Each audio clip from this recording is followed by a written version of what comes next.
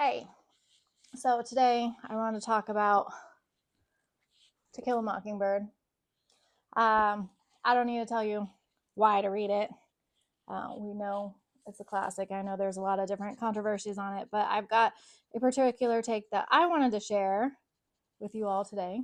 Um, and that is the fact that 1 in 3 women or young girls are sexually assaulted in their lifetimes. And I think that one of the things that teachers don't take into account enough when reading To Kill a Mockingbird is that often when you're reading this book, you have students in your classroom who have actually experienced sexual assault or sexual violence um, already in their lifetimes. And so, one of the things, though, I mean, the most famous scene in To Kill a Mockingbird is the courtroom scene in which Atticus is quizzing the girl about her um, relationship with Tom Robinson and what happened that day. And I was one of those girls sitting in class when we were reading this To Kill a Mockingbird, my sophomore year of school, of high school. And we were reading To Kill a Mockingbird. And at that same time, I was going home to a house that was not safe and a stepfather who was abusing me. And one of the things that courtroom scene actually teaches us inadvertently, I know it's unintentional, and I know I might get some flack for this, but in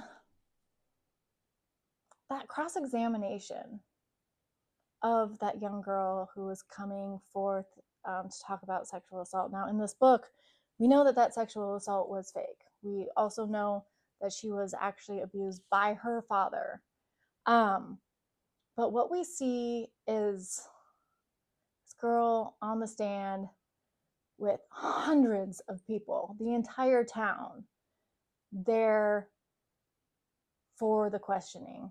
They're having to tell about this incident, right? And I think teachers should stop and think, and I'm not saying this is not something that I'm saying, oh, this shouldn't be taught. Like this is a fantastic book and it has its place and its lessons. And it's so rich and I love the writing of it. But I know that when I finally had the courage to tell someone what had been happening to me many years later, I remember I was talking to my college roommate. We were going for a walk. And I told her about how I had been sexually assaulted.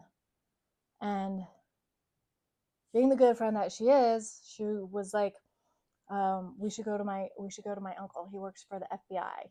We can have this man arrested. And all I could think about was this scene from To Kill a Mockingbird and having to sit in front of all of those eyes, in front of a courtroom on a stand, and have to talk about the horrors that happened to me, about that fear that I felt every single day in my own home, and the abuse that I underwent.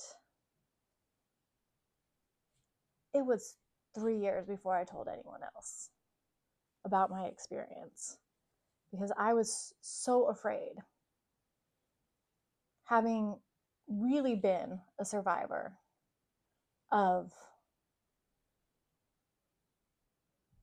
assault and abuse, that I would have to be subjected to that sort of cross-examination. And that is the reason why people don't come forward. And it's interesting that we often teach this book to girls, young girls, high school girls, and we're teaching about the injustice, right? And we're teaching about the injustice against Tom Robinson. We're teaching also about, I can't not say that like the white woman's part in subjecting Tom Robinson to that injustice. But we're also inadvertently teaching about injustice and how, and the vulnerability, and how the court cases and courts do not help the true victims.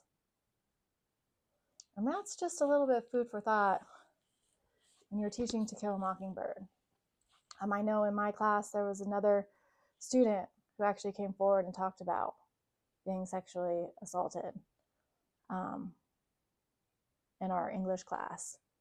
And I know that I've taught students who have experienced that. And I just want to say, when you are a teacher and you are teaching this, consider making hotlines available, talking about justice, talking about the actual abuse that does happen to women every single day in our nation, and how those women can find justice, how justice should happen, and who they can go to, who will listen and get the help that they need. So that is my food for thought for today. Have a good one.